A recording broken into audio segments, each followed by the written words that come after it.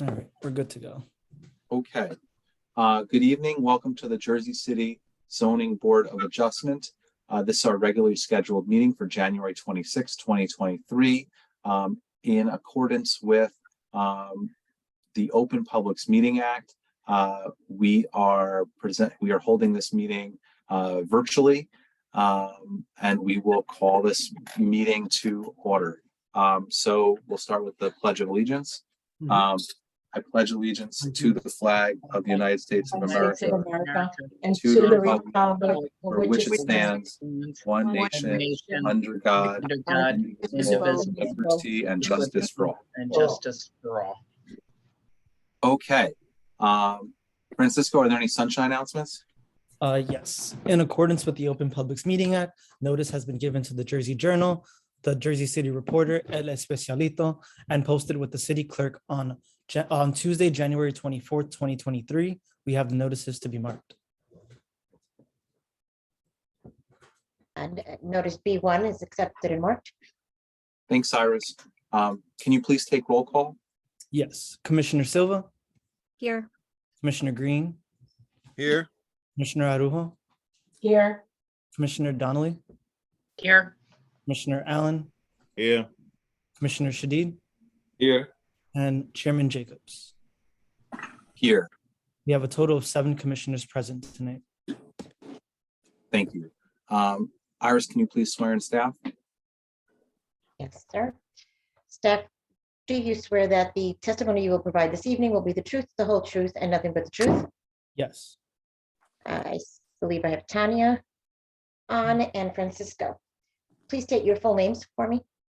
Francisco Espinoza, Thank you. Tanya, Tanya, you're on mute. do I have you? There you are. Okay.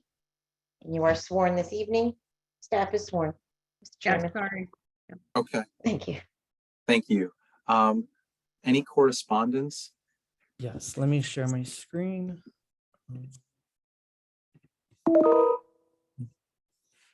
All right, can everyone see my screen?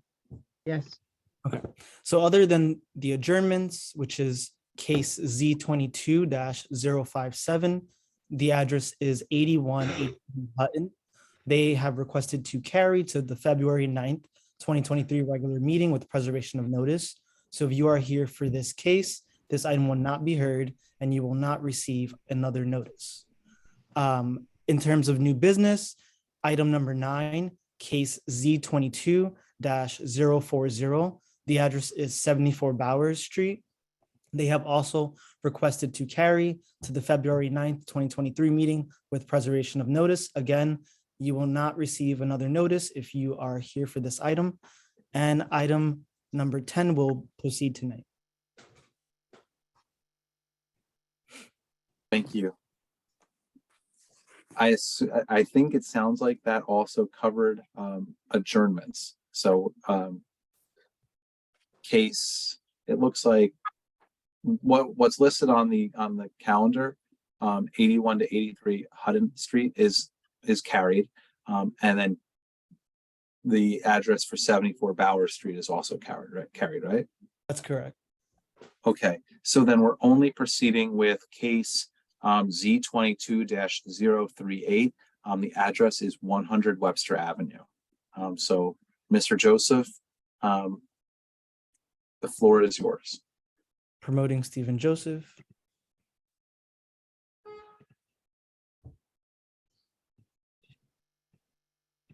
Oh, there we go. Hello, good evening, everybody. Stephen Joseph, Castano Quigley Chirami, for the applicant, 100 Webster Avenue. Thank you for having this meeting just for me tonight. I don't know what I did to deserve that. Wonderful. We're going to try to keep this brief. We have a favorable staff report. We have a letter of support from the community, RNA. I don't see this as being a very contentious application. We do have 2 experts, though, Jeff Lewis, who can definitely be brief, and Charles Height. 100 Webster Avenue. Oh, I'm sorry. Can we confirm notices? I was skipped over that. Yes, Stephen, we've looked at your notices, your affidavit, your proof of service, notice of publication. So Iris, we're going to mark this as A1 for this application. Yes, A1 is received and marked. Notices? Thank you. Great, thank you. So this is located one lot in from the corner of the intersection of Webster Avenue and Franklin Street. It's in the R1 zone. The next property over is in the new RC1 zone. The applicant's proposing a new 3-family home with no parking. In order to accomplish this, we are requesting a D variance for use. C variances are subsumed into the use variance. Let's get Jeff sworn in and walk through the plans. Mr. Lewis, do you swear that the testimony you will Aye. provide this evening will be the whole truth and nothing but the truth? Yes, I do. State your full name for me, please, spell your last. Jeffrey Lewis, Jeffrey Lewis. Thank you. Witness is sworn. Thank you, Jeffrey. We accept your qualifications. Thank you. My license is in good standing, so I'm still good. Okay. All right, great. I'm gonna go. Francisco, can you let me share my screen, please? Yes, let me just press this. Let me know if it works. Yep, I'm there. Great, thank you. Okay. So here we are, talking about 100 Webster Avenue. So this is a 25 by 100 lot. Stephen mentioned where we're located. The existing property had a 2-story, 1-family building. That building is going to be demolished, and we're proposing a new 3-family building. This building will be mostly 3 stories, except we do have a 5-foot section on the rear of the building that's only 1 story. So as I mentioned, we're a 3-family building, breaks down as 1 apartment per floor. Each of these apartments is a 3-bedroom, 2.5-bath apartment. The ground floor apartment is 1,307 square feet and has access to the rear yard. The middle apartment is 1,523 square feet and has access to a rear deck.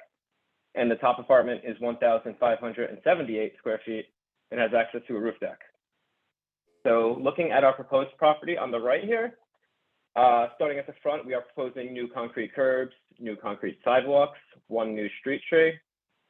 Looking at the front of the building, our front facade is lining up with that building at the corner of Franklin Street. That building is built on the side property line that we share with it, and we're also building up right against that building on the property line. And then when they're a 3-story building as well, and when that 3-story building section ends is where our 3-story building section ends, and then this is that small 1-story section that I just mentioned previously. Looking to the left side of the building, the front half of the building is located on the property line, and then the back half of the building is set back 3.5 feet from the property line. There is a walkway along the left side that goes through the building and goes to the rear yard. This walkway is paved with permeable pavers. Then in the backyard, we have a rear patio, also paved with permeable pavers, a lawn area surrounded by some shrubs, and then all that's enclosed with a 6-foot tall wood privacy fence.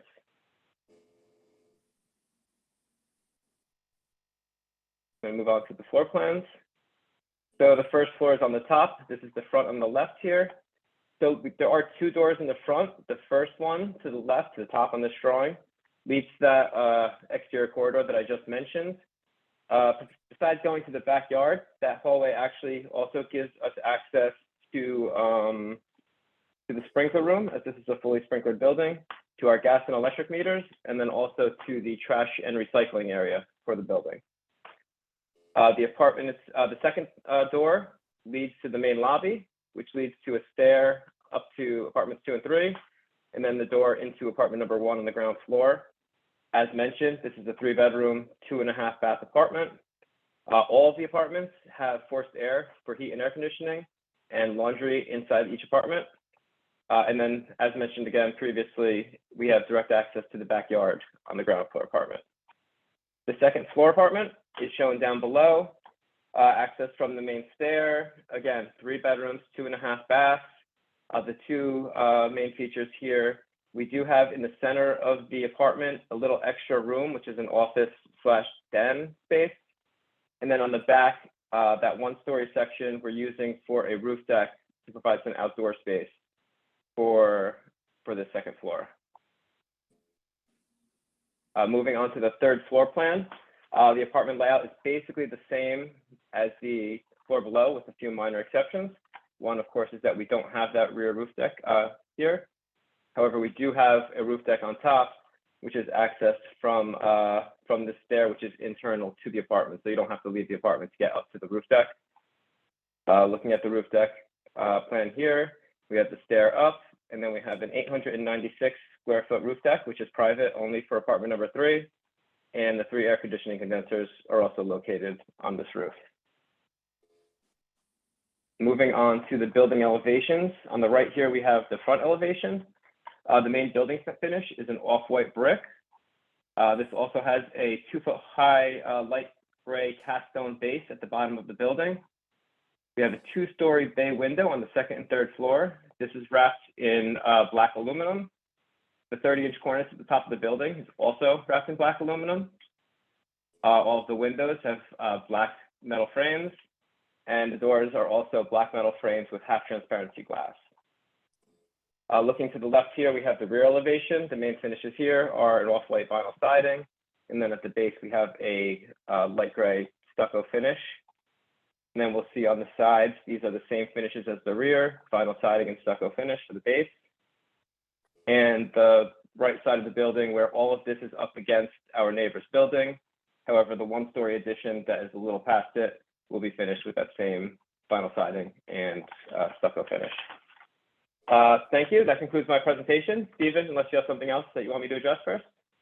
I have nothing further for you, Jeff. We could go right into Charles's testimony. Great. Hello. Hello, Mr. Height. Okay, there you are. Do you swear that the testimony you will provide this evening will be the truth, the whole truth, and nothing but the truth? I do. Please state your full name, spell your last. Yes, Charles Height. Last name is spelled H-E-Y-D-T. Thank you. The witness is sworn. Thank you. And Charles, we accept your qualifications as well. Thanks. Good to see everybody. Happy New Year. Thank you very much. I'll jump right in. I am a professional planner in the state of New Jersey. I did review this application. We did prepare the statement of principal points. This was filed under the prior zoning, which has changed a little bit, not too much to impact this property, but we are requesting a use variance where we are in the R1 zoning district and 1 and 2 families are permitted principally. So the 3-family creates a multi-use that is not explicitly permitted. So we are requesting a use variance for that specific issue. As was mentioned earlier, we do have only 2 arguably minor variances for bulk requirements that are obviously related to the use variance, but one for maximum building coverage where 60% is permitted and 63.1% is being proposed. So it's 3.1% in excess. In addition, we have a variance relief requested for combined front and rear setback. We have proposed 0 front yard and a 25-foot rear yard. So the requirement is 35 feet combined and what's being proposed is 25 feet. To get into the testimony, we are proposing that there are certain aspects to this property that would lend itself to a 3-family unit. Currently, it is improved with a residential use. There's no curb cut. There's no off-street parking proposed or existing or proposed. And really in this aspect, the driving factor was the adjacent structure closer to the corner of the street along Webster Avenue being a lot line structure. So we are bringing the proposed structure adjacent to that wall. There are no windows along that side wall of the adjacent structure. So we're meeting it with a 0-foot setback and also being consistent with that front yard setback, which is 0 feet to the adjacent building as well. So those are 2 aspects that are driving the location and orientation of the structure on the property. We are proposing a 3-story structure, which is permitted. The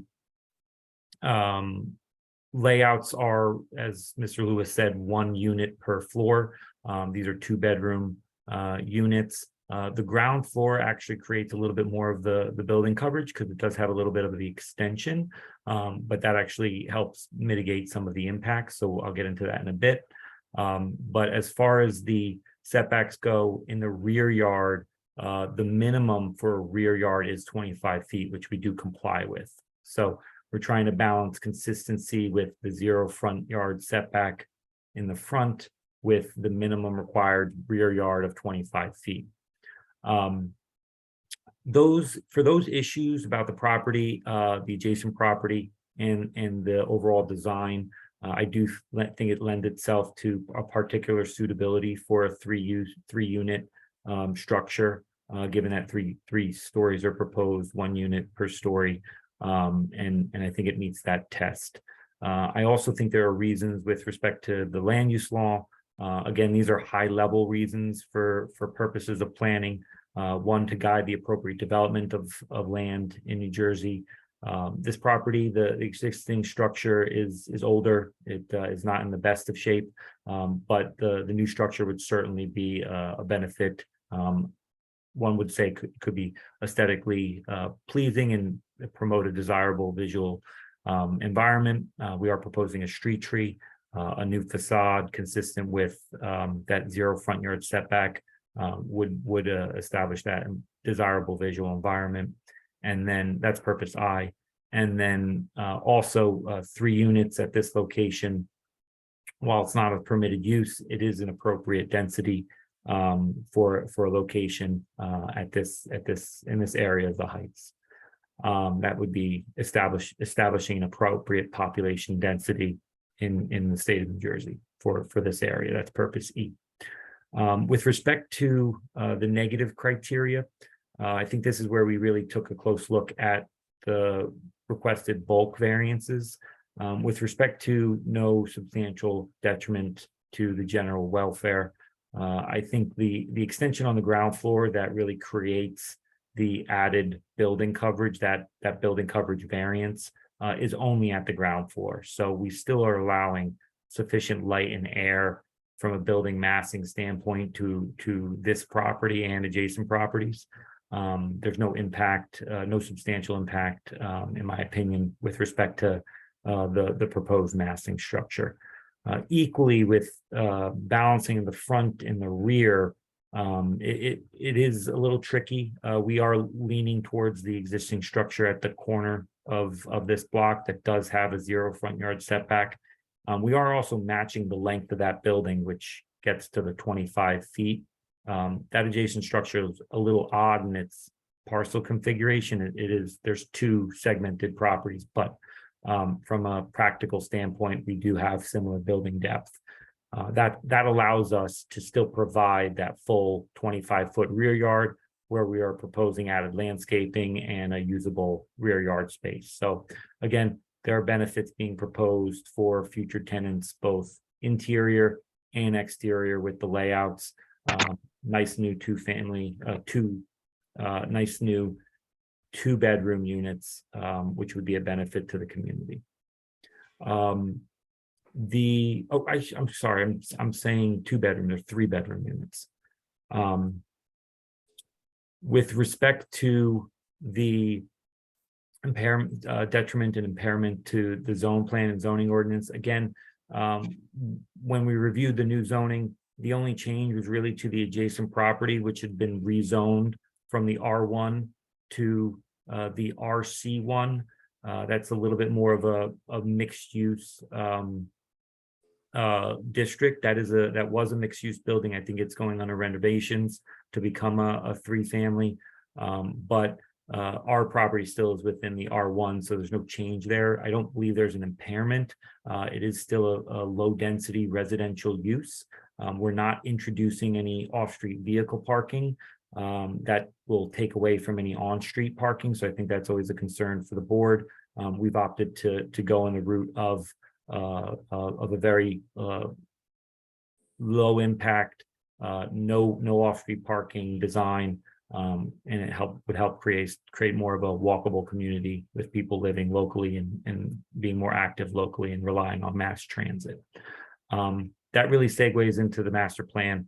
It's hitting on all of the objectives of the master plan, to revitalize properties, locate density where appropriate, rely on mass transit, create walkable streets, That's what this project is aimed at, and I don't think there's any impairment to the master plan as well. That's my direct testimony, and I'm available for any questions. Thank you, Charles. That's our sort of direct testimony this evening. Thank you. At this point, any questions from any of the commissioners for the witnesses?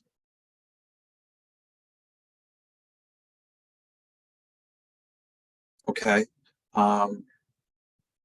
Francisco, are there any questions or comments from the public, regarding only this application, 100 Webster? At this time, I see no hands raised. Okay, so we'll close the public portion of the application. Francisco, any specific staff comments? I did draft a staff report, but it is up to the board if they do want to hear it. It's don't want to be too long, but I can share it and be brief. Let me go here. Oh, okay. All right.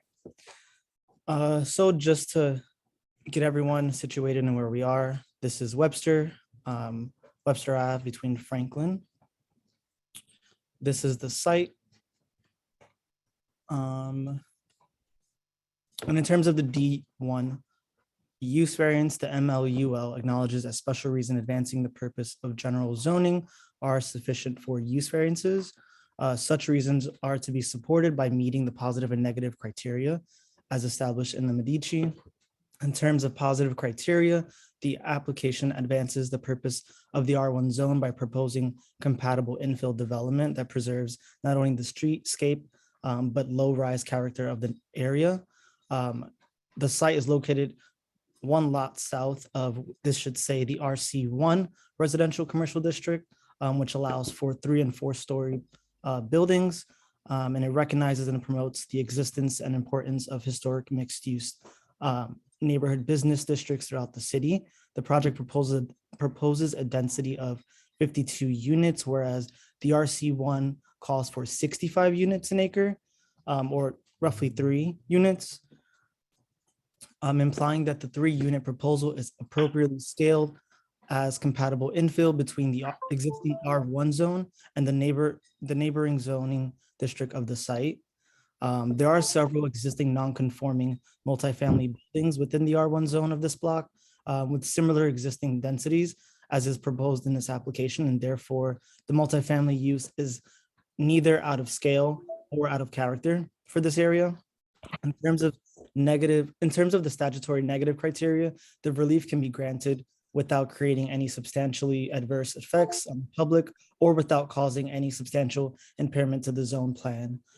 While the current R1 only allows for 1 and 2 family homes, the recently adopted master plan recommended the city to explore a 3rd unit in the R1 as a conditional use, with potential conditions related to reduction, elimination of the curb cut, which in this application they do not have, to preserve on-street parking. So that is a good thing. Reduction of impervious coverages, and promotion of smaller units to increase overall affordability throughout the zone. The project as proposed is consistent with these objectives. I did want to show you a neighborhood analysis or neighborhood and density analysis. So in blue, this is 100 Webster. The proposed 3 units density is 52. It's also outlined here, which is near the RC1 area. And nearby the proposed structure, you can see that there are also similar buildings that exist currently in this neighborhood. So the 2 structures neighboring the proposed lot also have 3 units. Across the street, there are 2 more homes with 3 units. And then you can see I took both Webster, Sherman, and New York and just calculated how many units were in each building on the block. And this is a brief summary of that analysis. So it's fairly consistent with what is currently in the neighborhood and what is currently non-conforming.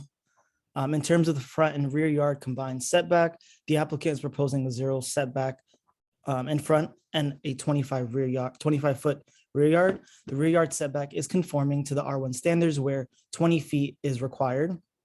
Given that the structure is compliant height-wise, it results in a bulk that mirrors a typical side property line relationship for the adjacent properties, and therefore staff sees no detrimental impact on light and air. I did want to show the board images that I took over the months. So these, I know the board is concerned about design standards. So this is fairly what is around Webster Ave. So you have some new construction where they're using darker colors. This is directly across from the proposal. So you can see there is consistency in 3 floors and 0 foot front yard setback.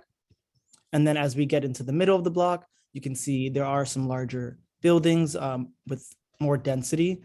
And then there are some newer, or I guess, 2000, the year 2000 construction throughout the lot. And that is it for my staff report. Does anyone have any questions? Francisco, I didn't walk the block like you did, but I looked on Google Maps, and I think even consistent with what you said, the images speak for themselves. There's a lot of 3 stories, and your analysis and the staff report, I think, but I don't want to speak for you, looked at the things in the immediate area that were in the same zone. And then, this thing is directly next to, and then diagonal across the street is the neighborhood commercial, which you mentioned, or whatever it's called. The R. Yes, sorry. And that allows for the higher density, and the buildings there look to be consistent. A lot are 3 stories, including the ones next to and diagonal across the street, right? That's correct, yeah. Okay. But I don't know. Does anyone from the board have any questions?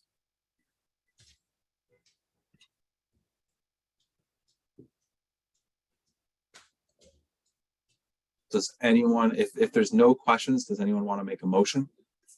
Chairman, before you do that, sorry, Yeah. just for the record, the applicant does agree to all the conditions listed in the staff report.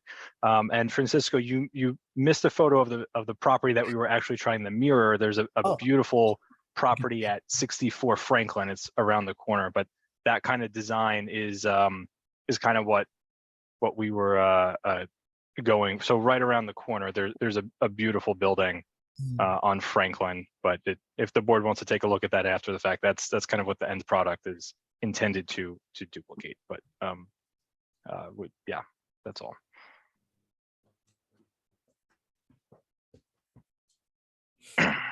Okay. Mr. Chairman? Yeah. I'd like to make a motion to approve case Z-22-038, the 100 Webster Avenue with conditions. Second. Okay, Commissioner Silva, Yes. Commissioner Green, Yes. Commissioner Arujo. Oh, you're on mute. Yes. Commissioner Donnelly, Yes. And you had me with the tree. Yeah. Commissioner Allen, Yes. Commissioner Shadid, Yes. and Chairman Jacobs. Yes. Motion carries, all in favor. Great. Thank you, everyone. Home in time for dinner tonight. Thanks. Take care. Good luck. Nice application. Good Thank luck. you. All right. Good luck. Okay. Should we memorialize resolutions? Yes, we have 3 to memorialize. The first is Z-22-082. The address was 217 Dwight Street.